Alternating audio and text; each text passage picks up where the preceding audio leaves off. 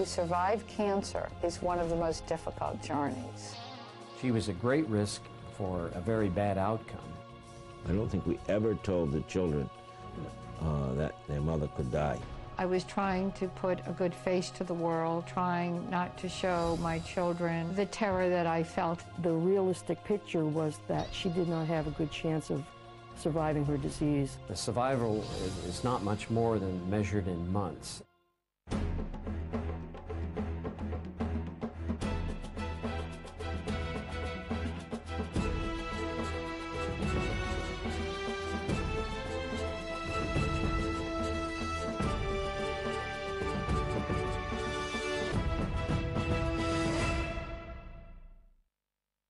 Welcome to The Incurables. I'm Don Wildman.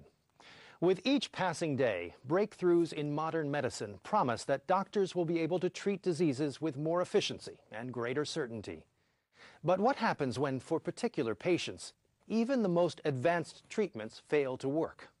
That was precisely the question faced by Marlene Marcelo McKenna. One day, this 41-year-old mother of four was a vibrant leader in her community, relied upon by many. The next day, she was preparing her will and looking to a higher source for answers about her future. When you face a life-threatening illness like cancer, many of us tend to turn to God. I prayed very hard every single day that He keep me alive. I didn't really know how serious it was. In 1983, I don't think she knew how serious it was. And the seriousness of it didn't catch on to us, and nor did we accept it. I guess she never wanted to worry me what her problem was, because eventually I found out, but that was the type of person she was. She didn't want me to worry about it till she found out she had melanoma. She was a great risk, in my thinking, for a very bad outcome. I also tell patients that statistics are just numbers, and when you're talking one-on-one with someone, your statistic is either 0 or 100%. You either do live or you don't live. Throughout her life, Marlene Marcelo McKenna placed great importance on character, on faith, and on doing things the right way. It's from this solid foundation that she was able to face the fight of her life. Marlene's strong values were inherited from immigrant Italian grandparents. Growing up in Providence, Rhode Island, these values inspired confidence, which was encouraged by Mom and Dad. Well, I think her late father spoiled her. And she was active. I enjoyed acting. I enjoyed putting together little productions. She always wanted to have the floor. I studied in Paris, France for a year, and came home and worked in state government for 5 years. My independence and my spirit was there just to sort of become a career woman.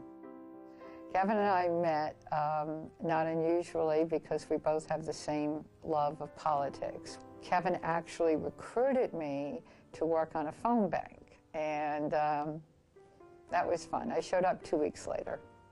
I started dating him. And that's how it all happened. We got married about 1.5 years later. We lived in Mount Pleasant, Providence. We led very busy lives. We had 4 kids in school. we had I had a job, she had a job. The McKenna family was always busy. Family, work, school. They were living what most people consider the American dream. She had originally wanted to be a nurse.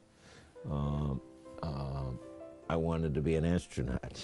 So we were in the world of education, where there are definite answers to definite things. In all honesty, there was a very high stress level in the family and a lot of tension because we were trying to do so much. The strain on Marlene's busy life increased when she noticed an abnormal growth on her back. Something just didn't look right. So she made an appointment with her dermatologist. She came to me because she had a lesion on her back that had changed, become symptomatic. At that time, I did a full exam and noticed a very large, what we call a congenital mole, which is a pigmented lesion that one has at birth. And one area of the mole, it had become ulcerated and was markedly darker and more elevated, both of which are signs of malignancy. She took a biopsy and she sent it to the lab, and about a day later, didn't take her that long to call us back in, and I walked in with my husband, and she sat us down and looked very somber, and she told us that I had malignant melanoma. This was a nodular melanoma at high risk because it was over 1.5 millimeters, and it also had surface erosion of the skin. By the looks of it, it was already rather thick, which is one of the factors that lets us know whether a person's going to particularly do well or not, is how thick the lesion is when you first see the patient. And that was also rather apparently not good from the start. The average survival, if you look at everybody around the world with that combination, is not much more than measured in months. I can remember feeling like a Mack truck hit me. For that brief moment, my husband tried to bring some humor into it and try to get my mind off it, but it was very devastating.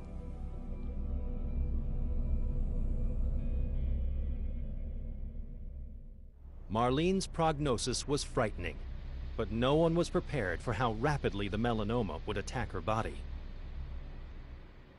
20 years ago, skin cancer or any type of cancer, I mean, you didn't even want to hear that. I mean, that was like, it was like a death sentence for a lot of different people. It was unfortunately obvious at the time that she did show up at my office that she had a very significant problem already. After I had the mole removed, I detected within a few months that there was a lump on my neck. She had developed a small subcutaneous nodule superior to where the original tumor was on her back. And I excised that and found that it was a small metastatic lesion, what we call an in-transit metastasis, which is not in a node, but it is traveling on its way to a lymph node. We had those lymph nodes removed. They had found some metastatic involvement from melanoma.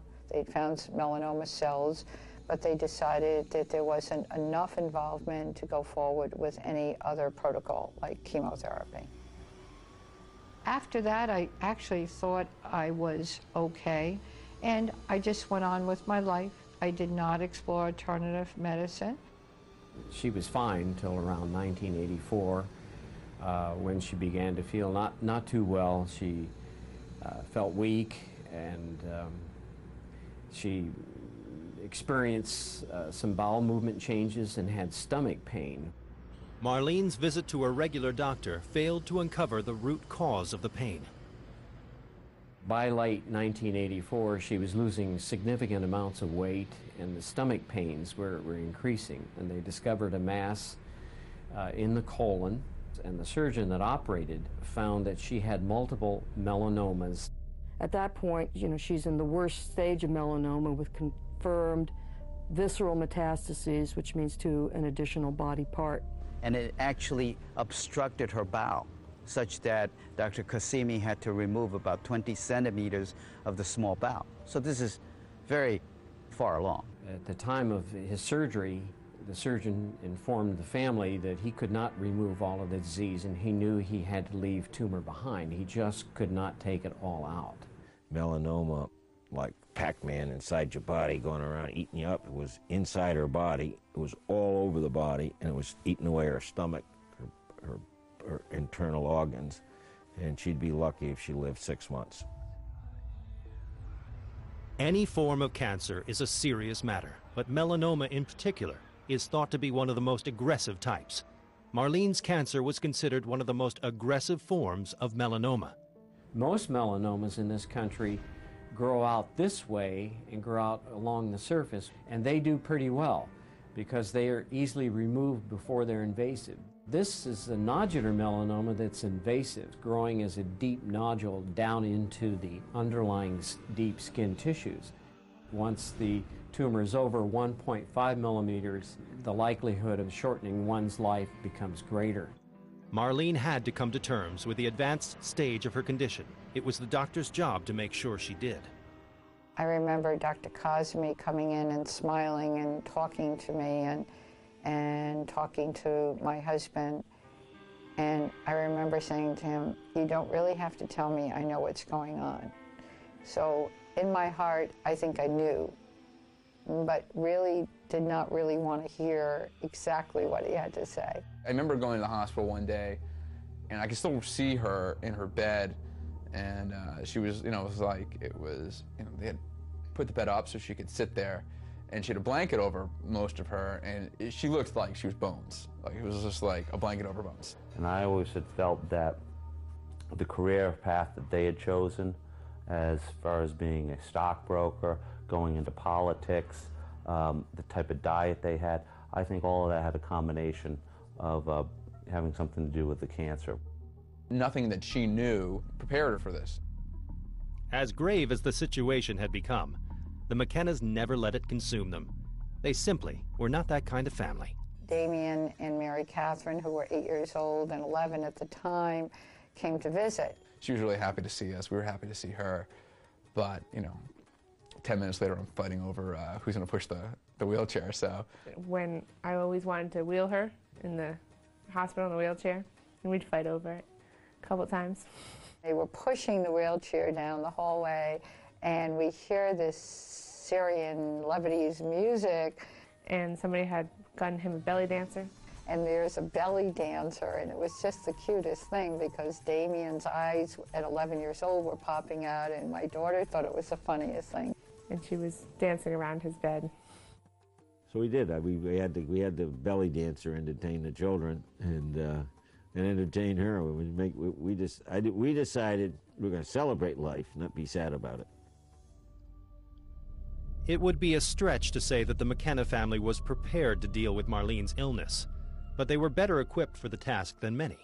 Their core values allowed them to bring perspective to the situation. You couldn't remove it by surgery, and you couldn't kill it with chemotherapy.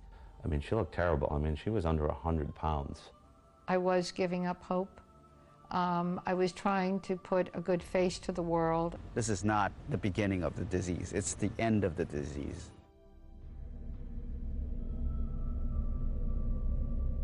Marlene's cancer had ravaged her body. It had taken a heavy toll on the family's psyche as well. There was a reality to face. My father's the type of person who always has to look at the bright side of things and always, has to do positive. But even he, at that time, you could just tell it was weighing on him very hard. We had a talk with Dr. Engermeyer, who made it pretty clear that I had to do something else to help, me at the crisis I was at. I don't think we ever told the children that their mother could die, that she was six months or shorter away from death. They didn't include any of the children in what was going on. I mean, for the most part. The seriousness of it didn't catch on to us, and nor did we accept it. We just didn't like her body being chopped up into little pieces all the time and stuff being taken out. There was a lot of pain. On the emotional level, very difficult. I remember not wanting to see my children. I didn't want them to come to the hospital to see me because I had tubes in every orifice in my body.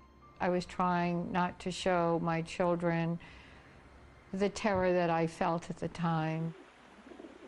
Her fear was well-founded. Marlene was dying, but she had no desire to endure the suffering brought on by chemotherapy and radiation. She had always been proactive, as she would be in this case. I did not have any drugs, any medication, any chemotherapy or radiation. That didn't leave a lot of alternatives. They weren't the type of people that would say, okay, doctor, what should I do next? They wanted all the facts, and they wanted to be active participants in the decision-making, which is absolutely fine.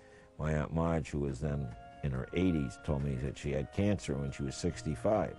So I said, Marge, what did you do about it? She said, I never saw that doctor again. And she died at 92 with a bourbon in one hand and a cigarette in the other. So it gave me a hint, maybe there's something more to this than we could think of. When my prognosis was less than a year to live, and not even a form of chemotherapy would have worked, did I start exploring, with the help of my brother, my younger brother, alternative medicine. The difficulty that some people have with non-traditional medicine is that it doesn't go through the same type of rigorous scientific examination that we expect to see in our traditional Western medicine. After my brother gave me the book by Michio Kushi, and I'd read parts of it, he asked me to go up to Brookline to meet with Dr. Van Cowenberg. I said, well, let's try something different. You know, what do we got to lose? Dr. Van Cowenberg actually was extremely nice and spent an hour and a half with me. But I did not react very well to his telling me that I looked like I was dying. She couldn't believe that what I said was going to make any difference, or that sugar might have any harmfulness in her diet and could have contributed to her situation.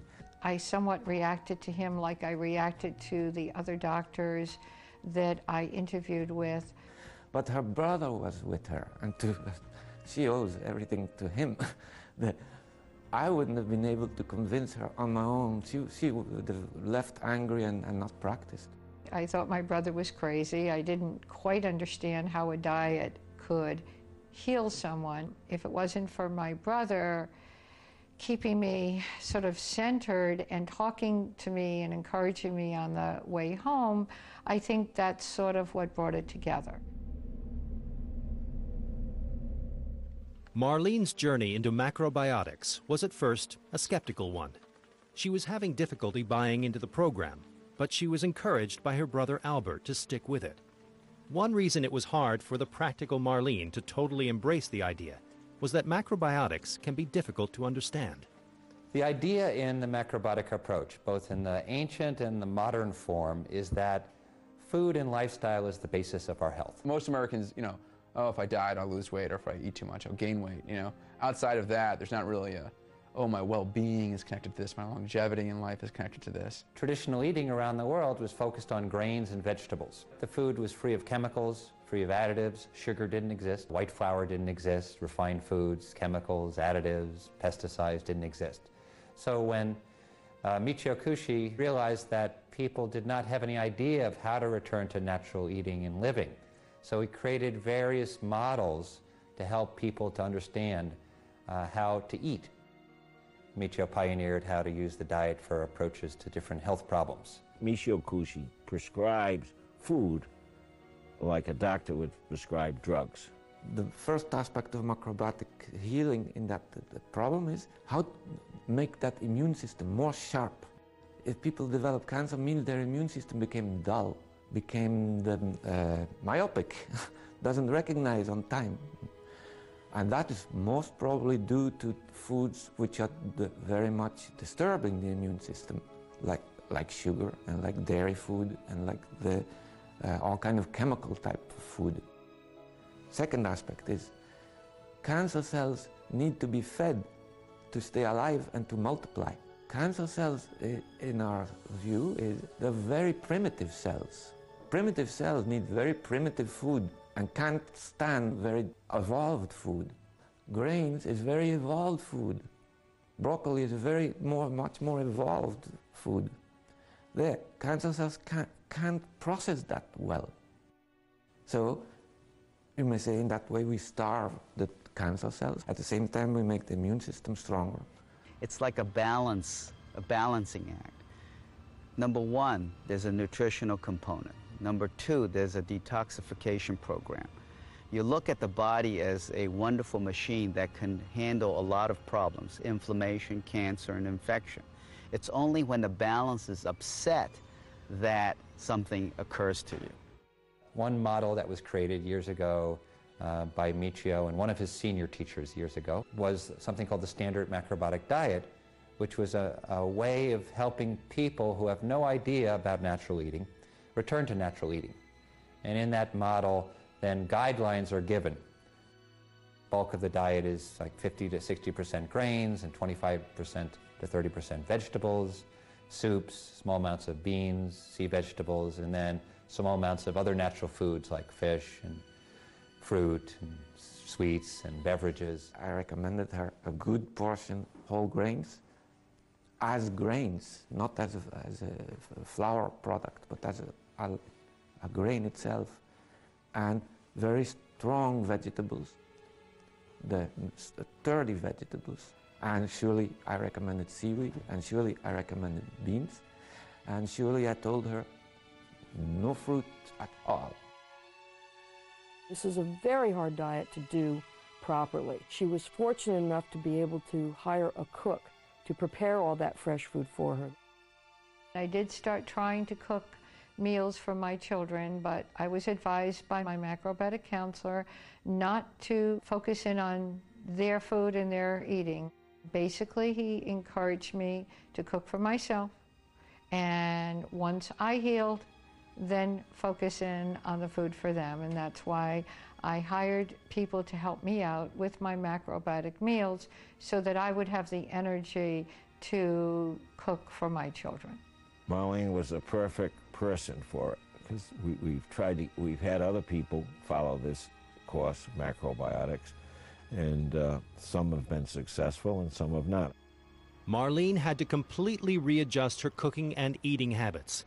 Even with the help of a macrobiotic cook, the challenge was not just in understanding the basic principles of the diet, but in gaining acceptance from the family as well.